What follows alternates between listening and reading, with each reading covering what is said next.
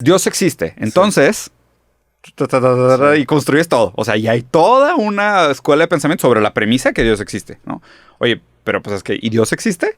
Porque si no se te desploma todo. Claro. ¿Sabes? O sea, y es mucho de que, oye, ¿y somos libres? Porque pues, si no somos libres, hablar de liberalismo político y todo eso, pues ya no tiene mucho sentido, ¿no? Entonces, a través de la deconstrucción lo que se hace es tratar de revelar que siempre hay como a ghost in a machine. O sea, siempre hay un fantasma en los conceptos. Si tú agarras un concepto y lo abres, está bien raro que... ¿A qué se refieren estos fantasmas? Tenemos que explicar palabras en términos de palabras. ¿Sabes? Sí. O sea, la otra estaba pensando, estaría con madre hacer un video explicando a un alien qué es un gol de cabeza. Sí. ¿Sabes? Porque tendrías que explicar, a ver, ¿qué es gol? ¿Qué es de cabeza? Sí. ¿Por qué el gol es importante? ¿Qué es el fútbol? ¿Por qué existen los deportes? ¿Qué significa deporte? ¿Qué es la competencia? ¿Por qué existe la competencia? O sea, imagínate la cantidad de cosas que tendrías que explicar en cadena significante para que a alguien le dé sentido la frase gol de cabeza. Sí, pues es como este debate que se suscitó en los 70s cuando mandaron esta placa en el Voyager, que había una flecha señalando de que mira, esta placa viene de este planeta y aquí está en relación del Sol, y pusieron una flecha. Sí. Y pues una flecha es un símbolo arbitrario. 100% humano, o claro. sea, es algo que claro, culturalmente hace sentido, ¿sabes? Pero pues tú le haces así, un perro o sea, se te va a quedar viendo, inclusive, imagínate un alien, o sea, ¿cómo chingados vas a ver que eso implica dirección? No tiene brazos, güey. Sí. O sea, para empezar, güey. O sea, es que es el tipo de cosas que es bien raro pensar sobre el antropocentrismo, que es o sea, somos antropomorfas porque tenemos esta morfología antropológica, ¿no? O sea, tenemos brazos, piernas, cabeza, un torso, o sea, genitales, lo que tú quieras.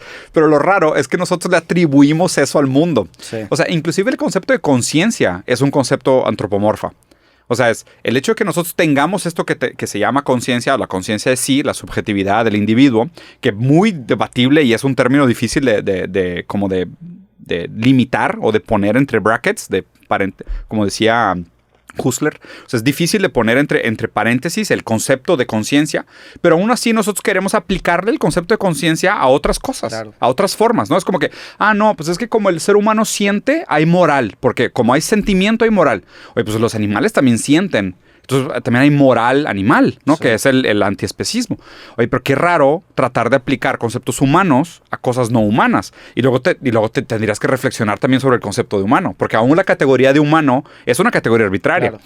Pero el problema es que desestructurar todo esto medio que te deja abandonado, güey. Es imposible, pues a fin de cuentas estás no hay nada fuera del texto. Estás condenado a tu propia... Incluso el concepto del tiempo. O sea, el tiempo es una magnitud física. Sí. Solamente que nosotros tenemos esta ilusión de un tiempo subjetivo, lineal, cronológico, lineal y la chingada. Estructurado. Que pues, para nosotros es una experiencia subjetiva que funciona para describir nuestro mundo, ¿no? Eso podría ser una buena frase para meme también. Sí, pero tenemos que superar los valores intrínsecos. Intersubjetiva. Sí, a la que le atribuyes un valor intrínseco y la persigues. Pero te has ligado morras, has tenido debates, güey. Es una gran frase. Es una gran frase. Es una gran frase. Pero sí. No, pero a lo que decías es esta idea del tiempo. De hecho, hay filósofos que determinan la conciencia como una memoria, sí. O sea, conciencia es el hecho de que tú te acuerdes de quién eras ayer y eres capaz de construir una historia sobre ti comparando aquello que aprendiste ayer, antier y en tus años pasados con quién eres hoy y a dónde te ves mañana. Eso es conciencia. O sea, hay gente que determina eso como conciencia, la memoria. Pero inclusive es medio falacia narrativa. O sea, sí, como tú bien lo decías, ¿no? Porque pues también la memoria es selectiva. O sea, la memoria decide enfocarse en algunos aspectos de su propia existencia, pero para hacerlo tiene que obligatoriamente dejar de fuera todo lo otro. Es un sesgo de encuadre. Sesgo de encuadre. Que acaba siendo esta falacia que tú dices que está angular en cualquier idea. Porque es decir, aquí ponemos el centro, es encuadrar y claro, güey. Decir, o sea, aquí está lo importante, ¿no? Hay una metáfora que me encantó, que estuve leyendo sobre el lenguaje, que se me hizo súper chingona.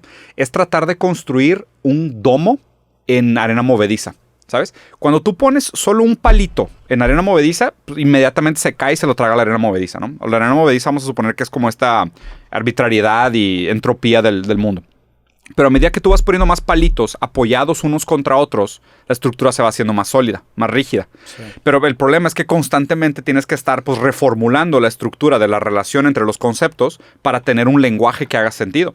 Si el lenguaje no existiera, hablar no significaría nada. O sea, hacer ruidos con la boca no valdría madre si no tuviéramos nosotros una historia en relación con el lenguaje como una herramienta compartida. O O sea, solo podemos tener esta conversación porque históricamente hemos construido el valor simbólico de cada uno de los conceptos que usamos y compartirlos. Porque, o sea, gol de cabeza es algo que implica años de historia, güey. Años de historia. O sea, si la gente no se dedica a entender lo raro, ¿no? O sea, que tomamos estos como descripciones verídicas del mundo cuando son conceptos subjetiva y históricamente construidos. Sí. O sea, la palabra no describe la cosa. La palabra es una acumulación de experiencias que haya sobrevivido históricamente y es lo suficientemente coherente para establecer la relación entre dos individuos que se refieren a un tercero. Sí. Pero es raro porque luego está lo raro del fantasma. La palabra diferencia me mama, güey. O sea, diferencia ahorita, y sobre todo porque estoy leyendo a Derrida, y si la gente conoce a Derrida va a entender por qué. Pero la palabra diferencia me tiene tronado el cerebro, güey. ¿Okay? La palabra diferencia tiene dos significados. Diferencia en el sentido de la no igualdad entre dos objetos, porque difieren, ¿ok? Pero también diferencia viene de diferir. Okay. O sea, que es mover en el tiempo la presencia o ausencia de una cosa. Entonces, diferencia puede... ¿Mover en el tiempo, perdón? Sí, porque, por ejemplo, pagos diferidos. Ah, ok. ¿Sabes? O sea, un pago diferido es, pues no te pago hoy, te pago mañana. Sí. Entonces, es una diferencia de pago, ¿sabes? Pero ve lo raro. Aquí, justo en esta palabra, o sea, y en esta palabra, que es la palabra justo que se usa para hablar del postestructuralismo del lenguaje, en su propio uso está implícito lo que se quiere hacer con el lenguaje. Diferir y diferir.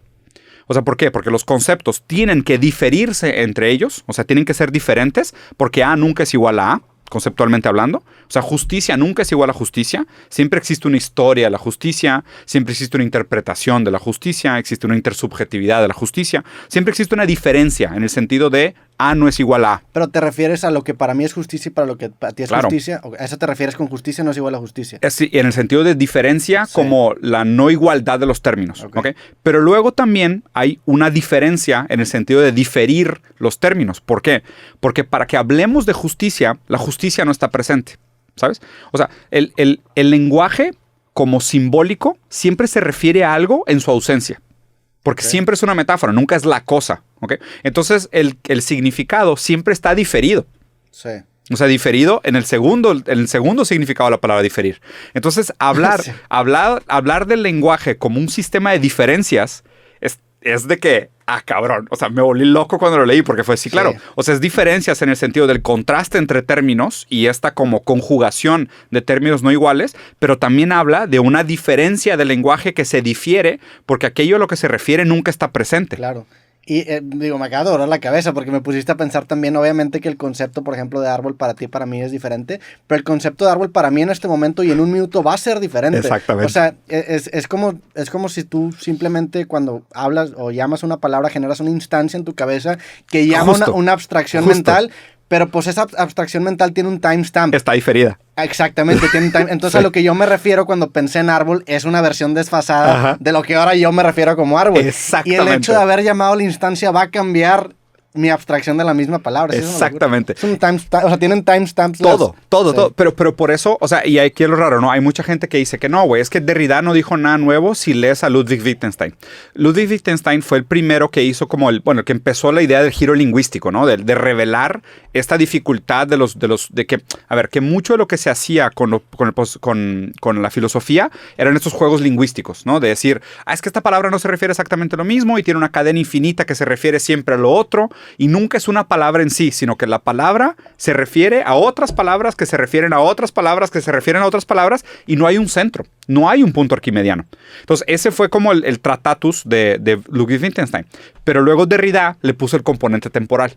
Yeah. O sea, Derrida, vamos a suponer, de las dos definiciones que te di de diferencia, Ludwig Wittgenstein hizo la primera parte de diferencia. Y Derrida le metió todavía la complejidad a la segunda, güey. O sea, el componente temporal. Y hablar de estos fantasmas en la diferencia. Porque siempre hay un fantasma en las diferencias. O sea, siempre queda como un espectro de aquello a lo que te refieres, ¿no? Como, aunque es una temporalidad diferida, aquello a lo que te refieres como que fantasmagóricamente está presente. Y es más, no solo eso. Porque tú para decir árbol, solo se entiende tu idea de árbol comparado con lo no árbol. Sí. Entonces, lo no árbol siempre está incluido en tu definición de árbol. ¿Sabes? O sea, mujer siempre está definido, siempre está incluida en la definición de hombre, implícitamente hablando. Sí, claro. O sea, todos los conceptos tienen como esta presencia fantasmagórica de cómo se difiere y se construye históricamente a través de la diferencia de A no es igual a A, pero además también A no es igual a A en ningún momento del tiempo. Sí. O sea, eso es lo raro de Sí. trabajar con el lenguaje, güey. Sí, Derrida es una pinche Sí, mamada, porque güey. luego te empieza a cuestionar en qué es lo que realmente piensas cuando llamas a una palabra.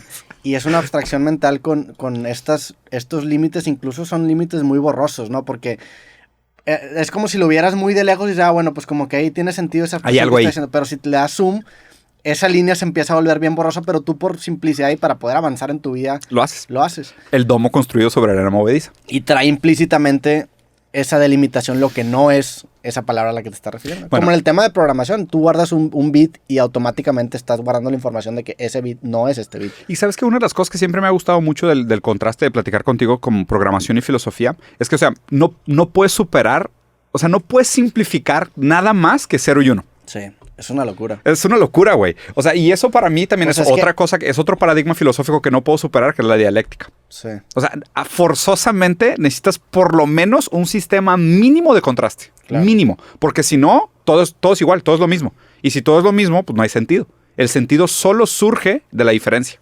Claro, y las categorías tienen que tener algo que no cabe dentro de esa categoría. Entonces no hay alternativa para el humano. Qué fuerte, no tenemos otra forma de interactuar con el mundo más que poniendo categorías. Y a ver, y ahí está la pregunta interesante. No quiere decir que el mundo sea así. Simplemente Claro. habla de nuestra capacidad de entenderlo. O sea, Sí. nuestra capacidad de entenderlo es fundamentalmente categorizante o contrastante. Que el mundo sea una serie de categorías, pues es otra cosa. ¿Sabes? O sea, lo que es el objeto en sí, comparado con lo que es el objeto para nosotros, es ya para mí esa cosa, o sea, ese problema entre realismo y antirrealismo, realismo es la cosa en sí, ¿ok? O sea, y la gente muy inocente que dice que existen corrientes filosóficas como el objetivismo, el racionalismo, que es, tenemos acceso a la cosa en sí, porque ahí te va lo raro. Punto arquimediano, o sea que el punto arquimediano es el punto central sobre el cual estructuras tu lógica de pensamiento argumentativo, ¿no? En algún momento histórico, el punto arquimediano era Dios. Como existía un Dios y tú partías de la premisa que existía tal cosa como un Dios, construías todo un sistema filosófico argumentativo sobre la idea de Dios. Cuando quitamos a Dios, pusimos al hombre en su lugar, que es la razón. Sí. Entonces, como partíamos de la razón, pienso, luego existo. Entonces, desde Descartes, construimos la idea de razón, o sea, desde la iluminación, desde el Enlightenment, construimos la idea del mundo, de la lógica argumentativa, desde la razón. Pero y por eso me mama esta frase de Nietzsche, güey. O sea, matamos a Dios y pusimos al hombre en su lugar. Pero los problemas persistieron, porque el problema no era Dios ni el hombre, sino el lugar. Ya, el punto arquimediano. El punto arquimediano es el problema. Y Derrida lo que te revela es eso. Es que mientras más le escarbas, te das cuenta que todos los puntos arquimedianos para las estructuras de lógica son pendejadas. ¿Son arbitrarios? Son arbitrarios O sea, o mentira. O peor, mentira. O sea, el núcleo de cualquier punto arquimediano acaba siendo una mentira, ¿no? Claro, la Tierra es el centro del universo. Sí. El Sol es el centro del universo. Es de que nope. La idea de centro es una cosa que nosotros inventamos. No hay tal cosa como Pero centro.